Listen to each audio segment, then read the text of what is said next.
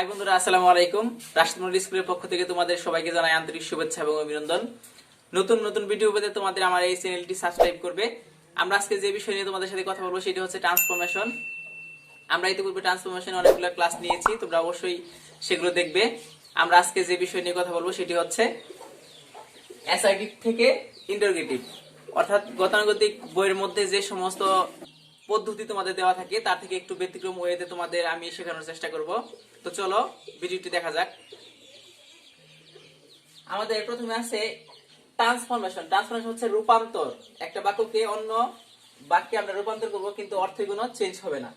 তো আমাদের এখানে আছে অ্যাসার্টিভ টু ইন্টারোগেটিভ। অ্যাসার্টিভ মানে হচ্ছে বর্ণনামূলক বাক্য, আর ইন্টারোগেটিভ মানে হচ্ছে আমাদের প্রশ্নবোধক বাক্য। অর্থাৎ একটা বর্ণনামূলক বাক্যকে আমাদের প্রশ্নবোধক বাক্যে রূপান্তর করতে হবে। তো সেই ক্ষেত্রে কতিপয় কয়েকটা নিয়ম আমাদের ফলো করলে আমরা আশা করি এই সেন্টেন্সটা করতে পারবো। তো প্রথমত আমরা যেটা করতে হবে সেটা হচ্ছে অক্সিলারি ভার্ব সাবজেক্টের পূর্বে বসে।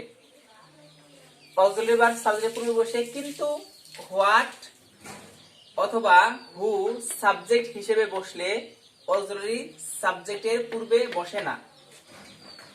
2 নম্বর সেন্টেন্সটি হচ্ছে সেন্টেন্সটি অ্যাফার্মেটিভ থাকলে নেগেটিভ হয় এবং নেগেটিভ থাকলে অ্যাফার্মেটিভ হয়।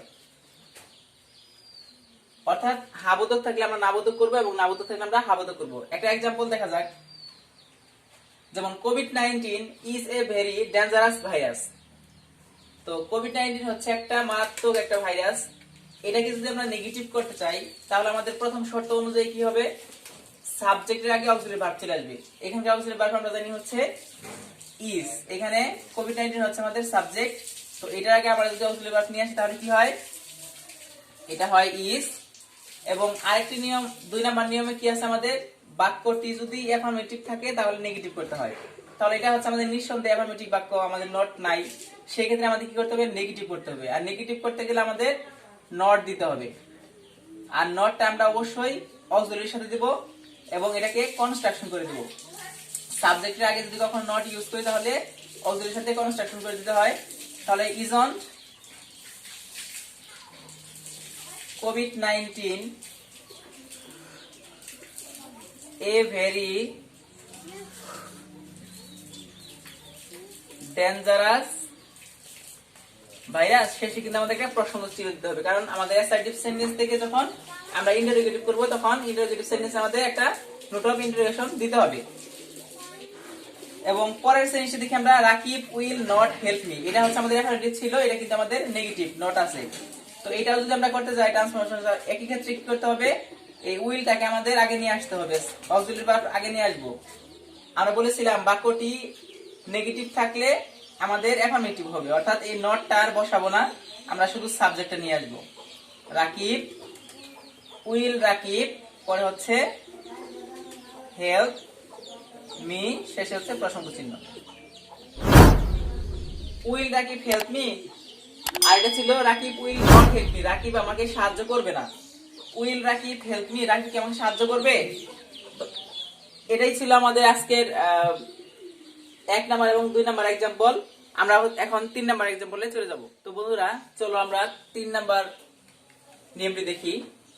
তো each, every, no, some, all এরা বাক্যের মাঝখানে বা শেষে থাকলে এদের পরিবর্তে এনি হয়, কিন্তু এগুলো বাক্যের শুরুতে থাকলে ব্যক্তির ক্ষেত্রে হু এবং বস্তুর ক্ষেত্রে হোয়াট হয়।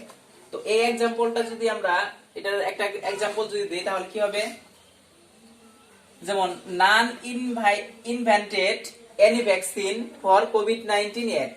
কেউ এখন পর্যন্ত আমাদের এই কোভিড-19 এর ভ্যাকসিনটা তৈরি করতে পারে নাই। তো এই যে সেন্টেন্সটাকে আমরা যদি ইন্টারোগেটিভ করতে চাই তাহলে আমাদের লক্ষ্য রাখতে হবে এখানে কিন্তু এই যে নো কথাটি উল্লেখ আছে, অর্থাৎ ইচ, এভরি, নো। এই যে নো আমরা বলছিলাম নো এরা বাক্যের মাঝখানে বা শেষে থাকলে এদের পরিবর্তে এনি হয়, কিন্তু এগুলো বাক্যের শুরুতে থাকলে, এরা কিন্তু বাক্যের শুরুতে আছে, আর এটা যদি ব্যক্তি বোঝায় তাহলে আমাদের কি হবে, হু দিয়ে শুরু করতে হবে, আর যদি বস্তু বোঝায় তাহলে হোয়াট দিয়ে শুরু করতে হবে। এখানে কি আছে, নান, নান মানে কেউ না, এটা হচ্ছে ব্যক্তি, ব্যক্তির ক্ষেত্রে আমরা কি ইউজ করতে, তাহলে হু। আর আমরা জানি 2 নম্বর নিয়মে ছিল বাক্যটি হাবোধক থাকলে নাবোধক, নাবোধক থাকলে হাবোধক। এখানে কিন্তু নান আছে, নান মানে হচ্ছে নাবোধক, আমাদের আর নতুন করে নাবোধক করার দরকার নাই, মানে বাক্যটি হাবোধক হবে। তো সেই ক্ষেত্রে কি লিখবো আমরা, হু। এবং আরেকটি কথা আছে আমাদের, অক্সিলারি ভার্ব সাবজেক্ট আগে আসবে, কিন্তু সাবজেক্ট হিসেবে যদি হু এবং হোয়াট হয় তাহলে কিন্তু সাবজেক্টের পূর্বে অক্সিলারি ভার্ব আসবে না। তার মানে এই সেন্টেন্সের অক্সিলারি ভার্ব সাবজেক্টের পূর্বে আমাদের আসবে না। তাহলে শুধুমাত্র কি হবে, হু, পরে কি আছে, invented any vaccine for COVID-19 yet। তো বন্ধুরা আমার এই সেন্টেন্সটি হয়ে গেল। এখানে কিন্তু আমাদের দুইটা জিনিস হয় না, একটা হচ্ছে অক্সিলারি ভার্ব সাবজেক্ট আগে আসে নাই, কারণ নিয়মে আমাদের আছে,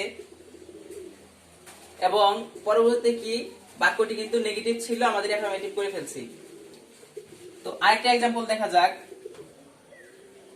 যেমন everybody loves আইমান। তো এই সেন্টেন্সের মধ্যে আমরা যদি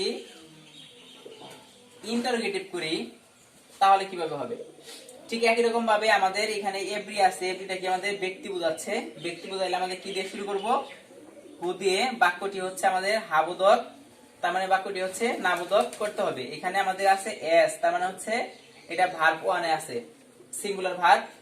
তাহলে এস থাকলে আমরা নরমালি বুঝি এটা প্রেজেন্ট ইনডিফিনিট টেন্স আছে, প্রেজেন্ট ইনডিফিনিট টেন্সে আমাদের সিঙ্গুলার ভার্ব, সেই ক্ষেত্রে আমাদের কি হবে, ডাজ নট। অর্থাৎ এভরিবডি লাভস, প্রত্যেকেই ভালোবাসে, হু ডাজ নট লাভ, কে ভালোবাসে না। পরে কি হবে, আয়মান। বাক্যটি ছিল প্রত্যেকে আয়মানকে ভালোবাসে, আর পরেরটি হচ্ছে হু ডাজ নট লাভ আয়মান, কে আয়মানকে ভালোবাসে না, অর্থাৎ সবাই আয়মানকে ভালোবাসে। আশা করি এই সেন্টেন্সটি বুঝতে পারছো। আমি নেক্সট एग्जांपले চলে যাচ্ছি। ঠিক একই রকম ভাবে যদি আমরা করতে চাই তাহলে, যেমন something is better then nothing. তো এই সেন্টেন্সটি যদি আমরা খেয়াল করি তাহলে এখানে সামথিং, এই থিং মানে হচ্ছে বস্তু। তো এই বস্তু থাকলে আমরা বলছিলাম যে সাম যদি বাক্যের শুরুতে থাকে তাহলে ব্যক্তির ক্ষেত্রে হু, বস্তুর ক্ষেত্রে হোয়াট। আমাদের থিং মানে হচ্ছে বস্তু, তার মানে হচ্ছে এই সামথিং মানে হচ্ছে বস্তু। আমরা এর পরিবর্তে কি ইউজ করতে পারি, হোয়াট ইউজ করতে পারি। তাহলে আমরা এখানে কি লিখবো, হোয়াট। আর আমাদের বাক্যটি যদি হাবোধক থাকে আমরা নাবোধক করব, নাবোধক থাকলে হাবোধক করব। এখানে কিন্তু নো আছে, তার মানে বাক্যটি না আছে, আমরা হাবোধক করব। তো সেই ক্ষেত্রে অক্সিলারি ভার্ব সাবজেক্টের পূর্বে নিয়ে আসতে হবে, কিন্তু হোয়াট আর হু দিয়ে শুরু হলে অক্সিলারি ভার্ব সাবজেক্টের পূর্বে নিয়ে আসার দরকার নাই। তাহলে লিখবো শুধু হোয়াট ইজ বেটার দেন, এখানে আছে নো। আমরা বলছিলাম বাক্যের মাঝখানে বা শেষে যদি নো, এই যে each, every, no, some, all, এরা যদি বাক্যের মাঝখানে বা শেষে থাকে, এদের পরিবর্তে এনি হয়। অর্থাৎ আমরা এর পরিবর্তে আমরা কি ইউজ করতে পারি, এনি ইউজ করতে পারি। এনি পরে হচ্ছে থিং, শেষে প্রশ্নবোধক চিহ্ন। সেন্টেন্সটি হয়ে গেল। আমরা হচ্ছে যদি এরকম আরো एग्जांपल দিতে চাই ঠিক একই রকম ভাবে দেওয়া যাবে। তো আশা করি এই সেন্টেন্সটি বুঝতে পারছো, বাকিটা প্র্যাকটিস করলে হয়ে যাবে। আমরা এখন পরবর্তী একটা নিয়মে চলে যাচ্ছি। Each, every, no, some, all এদের পরে নাউন থাকলে is there, any, who negative হয়। আমরা এটাকে 4 নাম্বার নিয়মও দিতে পারি। আমরা যদি 4 নাম্বার নিয়ম বলি তাহলে হবে এটা, এদের পরে যদি নাউন থাকে, আগেটা কিন্তু কি ছিল, এরা যদি মাঝখানে বা শেষে থাকে তাহলে এদের পরিবর্তে এনি, আর শুরুতে থাকলে ব্যক্তির ক্ষেত্রে হু এবং বস্তুর ক্ষেত্রে হোয়াট, এটা ছিল। কিন্তু 4 নাম্বারটা আমরা বলতে পারি কি, এই ওয়ার্ড গুলো এদের পরে যদি কোনো নাউন ইউজ হয় তাহলে আমরা কি দিতে পারি, ইজ দেয়ার, এনি, পরে হচ্ছে নাউন, হু নেগেটিভ। এই স্ট্রাকচার আমরা করতে পারি। তো একটা एग्जांपल দেখা যাক। Every man hats a liar, প্রত্যেক মানুষ কি করে একটা মিথ্যাবাদীকে অপছন্দ করে বা ঘৃণা করে। তো এই ক্ষেত্রে আমাদের ইজ এভরি এগুলা পরে কিন্তু এই যে একটা নাউন আছে, এটা কিন্তু আমাদের নাউন। তাহলে আমাদের এই নিয়ম অনুযায়ী কি হবে, ইজ দেয়ার এনি নাউন, তাহলে আমরা কি লিখবো, ইজ দেয়ার এনি পরে হচ্ছে নাউন, নাউনটা কোনটা, এই যে নাউন, নাউনটা হচ্ছে ম্যান। তাহলে ইজ দেয়ার এনি ম্যান, পরে আমাদের কি ছিল গঠনে, হু ছিল, আমরা দেখলাম হু, পরে বাক্যটি নেগেটিভ করতে হবে, অর্থাৎ এই হ্যাটস ঘৃণা করা এটাকে আমরা নেগেটিভ করব। এস আছে তার মানে হচ্ছে আমাদের ডাজ নট আছে, আমরা জানি এস থাকলে সাধারণত ডাজ নট হয়, সাধারণত প্রেজেন্ট ইনডিফিনিট টেন্স। তাহলে ডাজ নট পরে হবে হেট এ লায়ার, শেষে হচ্ছে প্রশ্নবোধক চিহ্ন। তাহলে is there any man who does not hate a liar. ঠিক একই রকম ভাবে যদি আমরা আরেকটা एग्जांपल দেখি তাহলে ব্যাপারটা আরো ক্লিয়ার হয়ে আসবে। যেমন every mother loves her child. তো এই সেন্টেন্সের মধ্যে কিন্তু এভরি পরে আমাদের কি আছে, মাদার আছে, অর্থাৎ নাউন আছে। তো নাউন যদি থাকে আমাদের কি করতে হবে, ইন্টারোগেটিভ করতে গেলে মনে আছে তো, is there any noun, noun মানে কোনটা, মাদার,